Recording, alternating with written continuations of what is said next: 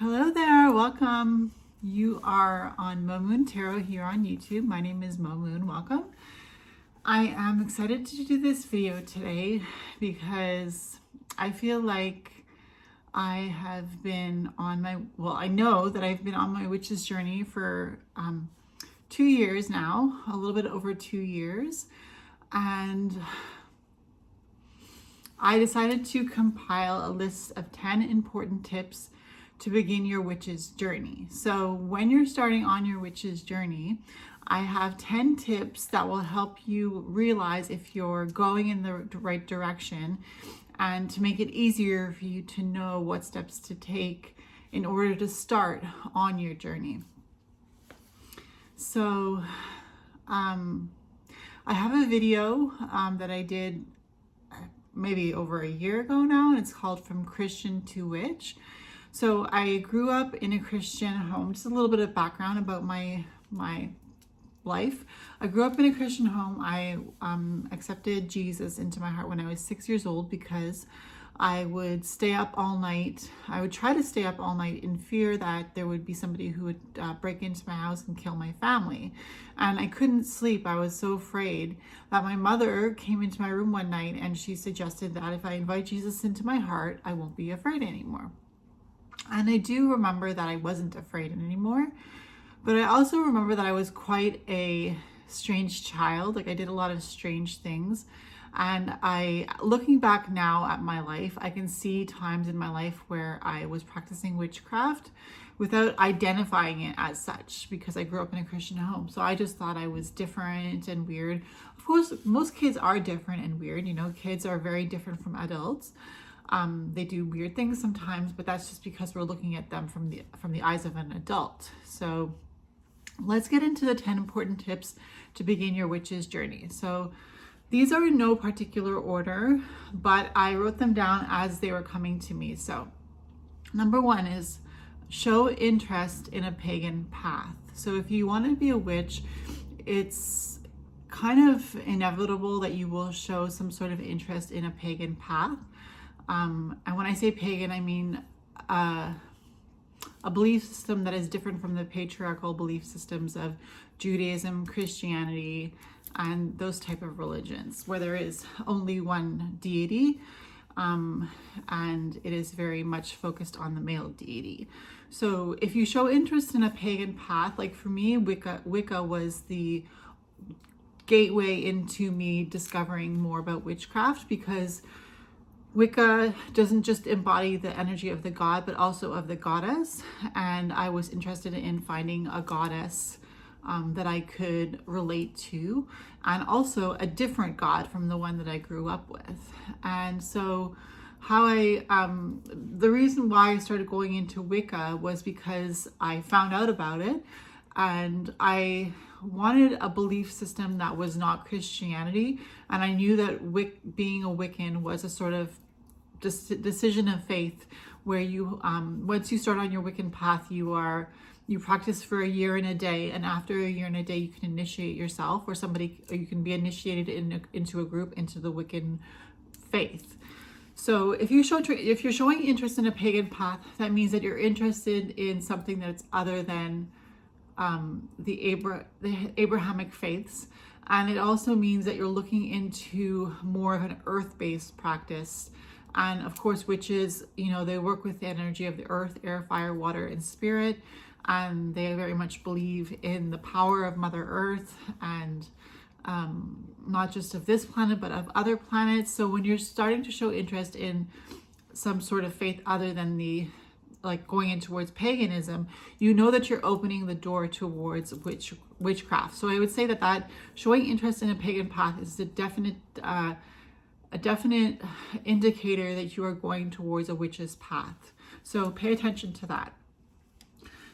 So important tip number 2 on your witch's journey is research a god and goddess that calls to you. So I just kind of mentioned this in my first tip, but yes, I looked into Wicca, and in Wicca there was a god and a goddess, and I wasn't sure if I was supposed to have multiple gods and multiple goddesses, or just one god and one goddess. But I started to show interest in the pagan deities, And this is a good indication that you are going the right way in your witch's path, because you start to show interest and you start to be directed towards a goddess and a god that wants to work with you. So for me, it was Caradwyn and Cernunnos. And I knew that I wanted to find a Celtic god and goddess because my grandmother was Irish from Ireland on my mother's side. And I just felt drawn towards that type of essence in my deities. So I would say a good tip on your witch's journey, once you've shown interest in a pagan path, research a god and goddess that calls to you. And you don't need to know everything about this god and goddess. You can look up a little bit about them and see if they resonate, if you can understand the energy of the god and the goddess. And it's like a friend. When you meet a friend for the first time, you don't necessarily know everything about them, right? You know what they look like, you know a little bit about the way they communicate, and you have a sense of what they're like, but you don't know them yet, but you can still start to be their friend and get to know them. So it's kind of the same thing with a god and a goddess. You might not know everything about them, but that doesn't mean that you can't call them your god and your goddess and that you can't start working with them. All right, so tip number 3 on your witch's journey. Research how to create a spell. So if you want to be a witch, there is a definite knowledge that you want to create some sort of spell. You want to work with spells, you want to work with magic. So what you could do, you don't need any books for any of this. Like it's nice to have books, but you don't need any books. You can just go on the internet and research how to create your own spell. So find out how to, what steps to take while in the spell. So let's say you want to start by clearing the energy, and then you research a little bit more from different sources, and you find one that you like, that you feel like it's got all the essence of a spell, and you read it and you write out your first spell. And you follow the guideline of the spell that you saw online. So you might want to clear the energy, ground yourself, cast the protective circle, call in your god and goddess and the directions: south, east, north, and west, fire, earth, air, and water, and spirit. And then you want to light your candle, light your incense. So research how to create a spell. You don't need to have all the tools for the spell just yet. You can just write the spell out, and then eventually the universe will bring you the tools that you need to actually perform the spell. But so you want to write down how to create a spell for yourself, so that when you are ready, you can do your first spell. All right. So, witchy tip number 4 on your witch's journey. Research how to make an altar. So, I've been a witch for just over 2 years now, and these tips that I'm giving you are tips that I kind of had to figure out for myself. Like, I didn't really know how to become a witch. I didn't really know what were the steps, but I feel like if you follow these steps, like, you will have more of an idea what direction to go in. So the tip number 4 is research how to make an altar. So as well, this is all information that I found mostly on the internet. I did buy some witchy books during my 2 years of, the path that I started journeying on as a witch. But you can look on the online for how to create your own altar space, and to find out what do people put on their altar when they are pagan, or when they are witches, or when they are practicing a pagan faith. Like what type of items do I need to find to put on my altar? What sort of, like, how do I represent the elements on my altar? Do I need a chalice? Do I need a bell? Do I need an athame, which is a ritual knife for not for cutting yourself or anything like that. It's just a ritual knife that is meant to direct energy. It's like a wand. Do I need a wand on my altar? And maybe you don't need all these things. Do I need crystals? Do I need rocks? Do I need sticks? Do I need stones? Like, you know what I mean? You might not need all these things. Do I need a representation of my god and my goddess? Do they have to be specific representations of them, or can they just be items that I feel I connect the god and goddess to? So it's very important to research how to make an altar, because it's very important for you as a witch. It was very important for me as well to create a space for yourself where you can have sacred time with your god and goddess, and with your ancestors and deities and all that stuff that you find out about, on your path, about your ancestors, about your spirit guides, about angels and Goetian spirits and dragons and fairies, all that stuff that you are super excited, I'm sure, to look into when you start on your witch's path. Because when you step out of an Abrahamic faith, this is just a side note, at least for me, when I stepped out of the umbrella of the Abrahamic faith, I realized there was so many things that I could actually study now that I wasn't forbidden to study. And, all these things that are considered, witchy, as a Christian, I wasn't able to look into them, even though I did still look into them while I was a Christian, like tarot cards. I started, and I was kind of in my Christian path as well. And even creating spells or candles and all that kind of stuff. Like I was looking into it all my life. Like I've always been somebody who's been in touch with nature as well. So you kind of know when I don't know if you've ever seen the meme where they say, you don't become a witch, you just remember you always were one. That's kind of how I feel about my path. I feel like I didn't just become a witch, I've always been one, and I remember that I've always been one. So research how to make an altar, tip number 4. Next, tip number 5, plan for the long run, okay? Partly I say this because when you do connect to a god and a goddess, it's important to realize that this will be a lifelong journey of getting to know them and getting to understand yourself, getting to learn. There's so much to learn, like astrology, numerology, mediumship, divination, candle magic, crystal magic,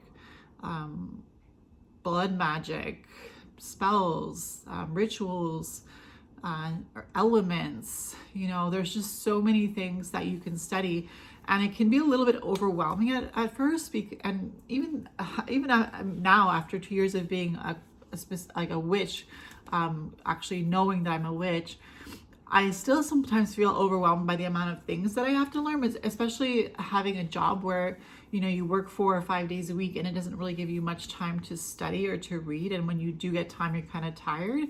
So it might seem a little bit overwhelming to think about all the things that you could study, but just plan for the long run. If you want to become a witch, it's like when it's like for me, when I started, I decided I wanted to be a Wiccan, and I started on my year and a day. And after my year and a day, I said, okay, it's time for me to do my initiation ritual. And then I realized that I don't really want to ascribe to any one faith. I just want to be a pagan. I just want to be somebody who practices the laws of nature and practices with nature.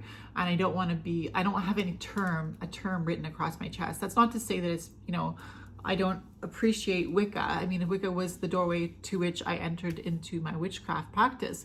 But plan for the long run. Plan to continue to learn about yourself. Plan to continue to do your shadow work. To face your fears. To embrace different ideas. Because as a pagan, it's really about letting everybody kind of live in peace with whatever they want to believe. And of course, you can put up your boundaries if you don't want certain people talking about certain things to you. But, as a pagan, I feel like it's just really about letting everybody coexist. Anyway, so plan for the long run. Tip number 5.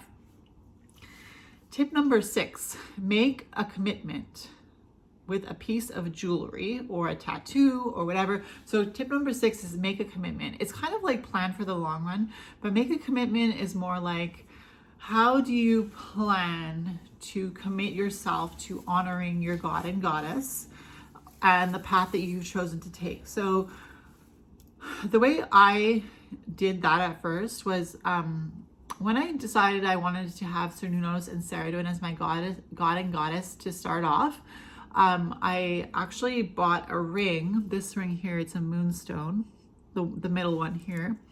I bought this ring with the Celtic, kind of like Celtic knots on the side and a moonstone in the middle.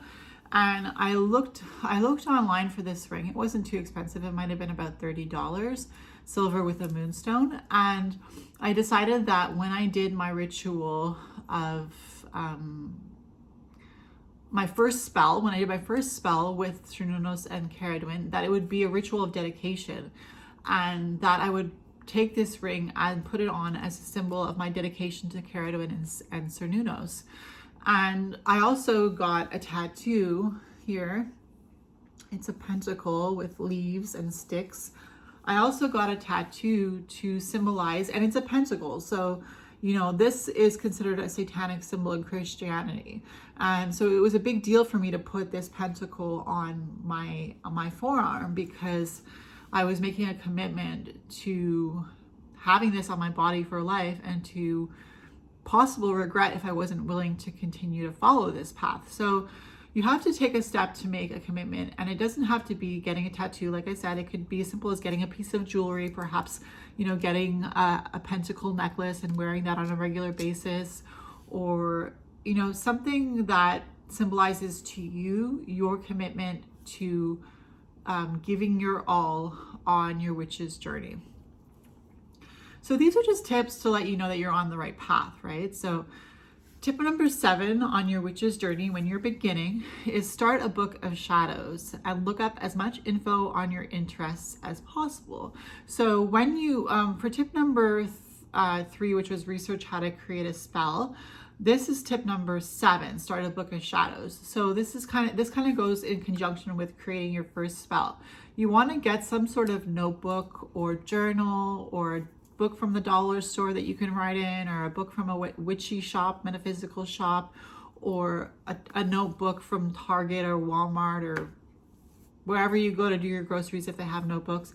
It doesn't have to be a super expensive or super pretty or made to be a book of shadows book.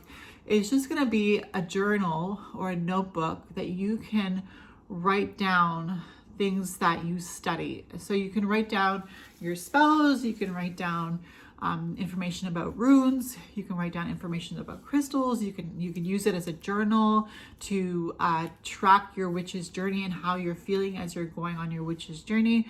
So start a book of shadows, and also look up as much info on your interests as possible. So really start to grow your knowledge about your craft. If you want to be a specific type of witch, like a green witch, let's say, you might want to look up all like the different herbs and how to use them in magic, and you know, what they're associated with. If you want to be a cosmic witch, maybe you want to look up the planets and what they mean. If you know, and if you're into let's say you want to be an eclectic witch and you just want to kind of look up whatever interests you, and you're interested in all kinds of things and you just want to dabble into a little bit at a time, just write down the information that you find to be pertinent to you in your book of shadows. All right, so the 8th important tip to begin your witch's journey is find out what form of divination most calls to you and dive in. So for me, it was the tarot. Like, I remember I was at work when I was about 21 years old, and I was working with a French guy, and I wasn't that good at French, but I was practicing my French with him. And he was a little bit older than me. He might have been in his late 40s and I was in my 20s, and we just got along really well. There was nothing romantic about it. It was purely just colleagues at work talking and, you know, getting along. And I remember he told me about the tarot, and he told me that I should buy myself a deck, draw some cards, and he would put them in a specific spread that he had mentioned to me, bring that spread with the cards that were drawn, written down, back to him, and he would interpret what the cards were telling me. So for me, that was the first form of divination that I actually started to take seriously.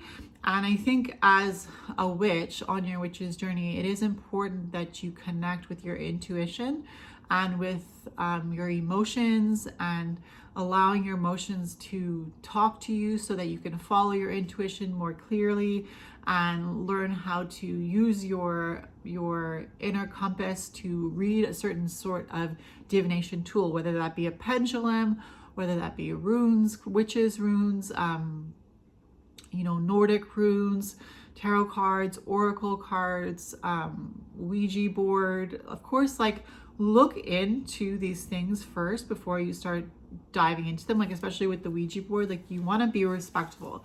I guess it's important for every divination tool just to respect the tool and realize that you are just a channel for that tool to give a message. You are not the message itself. You are just using that as a channel for the message that the universe wants to give to somebody. And also important to remember that it's very important that you give a message that will not hurt the person, that will be for their greatest and highest good. But anyways, I'm getting off topic. So find a form of divination that most works for you and dive into it. Tip number 8. So we're getting to the end here. Tip number 9 of your important tips to begin your witch's journey is practice witchcraft wherever you can. So what I mean by that is start to pay attention to the crows and to their caws, and feel the energy of the animals, of the birds, of the trees. Go for walks and connect with nature. Bring a crystal with you. Start to practice witchcraft wherever you can. If you feel like you want to offer an offering to Mother Earth and you have some bath salts, take a little bit of bath salts with you and offer them back to the earth in the shape of a pentacle. Or if you're going to work, I know work is a big one, wear your pentacles so that you can feel protected. Just try to find places, and you'll know like if you are meant to practice witchcraft, like in a certain space. Like, obviously there are still stigmas against witches, even though it seems like quite a popular thing right now. Not everybody, there are some people who are extremely against witches. So of course, use your better judgment. Don't practice witchcraft, in an open space where you know that you're going to have, negative energy coming your way and bad looks and all that. But even in your own, like, witchcraft is in your mind, right? So do the witchcraft in your mind. When you're making us some tea at home, stir in your intentions. When you're making your tea at home, use specific types of tea for whatever you're trying to bring about. If you want to feel more calm, use chamomile tea. Listen to certain musics that will inspire you to vibrate at a higher level. Listen to witchy tunes, witchy music that will inspire you to get all witchy with it. Like, just practice your witchcraft wherever you can. And witchcraft is really just believing in yourself and doing what you feel is right without harming other people or yourself. So witchcraft is sort of like, if you compare Christianity to witchcraft, Christianity would say that witchcraft is any sort of divination or any sort of rebellion against the Christian God. So for me, witchcraft is everything that I do that is opposite to what I was taught to do. So, if I want to see a message in the clouds, and divine the clouds and see what messages are coming from the clouds, or if I want to stare at my candle flame and see what the messages are, put out my candle flame with a snuffer and see what kind of forms I see in the smoke when the candle is expelled. Like, or making witchy items, collecting different natural things from Mother Earth and creating a pentacle wreath. Just celebrating your witchcraft, or even if you want to celebrate the Sabbats, and let's say for Ostara or Imbolc, you want to plant some seeds of intention into some earth and have that plant grow over the space of the spring and summer, and see that plant as your intentions being brought into reality. So just practice witchcraft wherever you can. That's That's one of the most important things, because that's how you will really feel confident in your practice, is by practicing. It's called witchcraft, right? It's like a craft. You have to craft certain things in your life in order to bring about, a blossoming witch. And lastly, the 10th most important tip to begin your witch's journey: embrace yourself and embrace your journey. It is hard to transition from any sort of Abrahamic faith where it is monotheistic and it's all based on the energy of the masculine. And I remember when I started on my witch's journey, I was scared that I was going to hell. Sometimes I would be really scared that I was going to hell. But even though I had already experienced so many things that could have been considered hell to me, I was still like, well, what if there is a hell, and what if I end up going there? And eventually I just became like, I don't believe in that. Like, the more you delve into the information surrounding spirituality, the more you realize that if you practice a life that is worthy, that there is no way that you could be punished for practicing a life that is helpful to others and helpful to yourself in the best way possible. So witchcraft is about seeing the divinity within yourself. Yes, I mentioned finding a god and a goddess to commune with, and of course you don't have to have just one god or one goddess. You can have 2 gods, 1 goddess, 7 goddesses, 3 gods. Like, for as many gods or goddesses that you feel called to, you can see if you resonate with them. And it's okay too. I've heard of people starting to work with a certain deity, whether it be a god or a goddess, and in the end deciding that that goddess wasn't for them or that god wasn't for them, and just amicably parting. But embrace yourself, embrace your own uniqueness, because that is what witchcraft is about as well. It's embracing your uniqueness and what you have to offer the world, and embrace your journey. Really dive into the journey full force, and don't look back. Just keep going forward. Look back for your shadow work, of course, but just keep evolving and keep seeing yourself grow, and keep giving thanks to the universe and to yourself for the leaps and bounds that you take and make in your journey. So I hope that was helpful for you. Leave this video a thumbs up if you found it helpful, or comment down below and I'll get back to you. If you haven't subscribed to my channel already, feel free to do so. I'd be happy to have you here, and then you can hit the notification bell if you do subscribe, so you never miss when I upload a new video. Again, my name is Mo Moon, Mohara Jezebel Morgan Moon, and I'm happy to have you here, and I wish you all the best. Bye.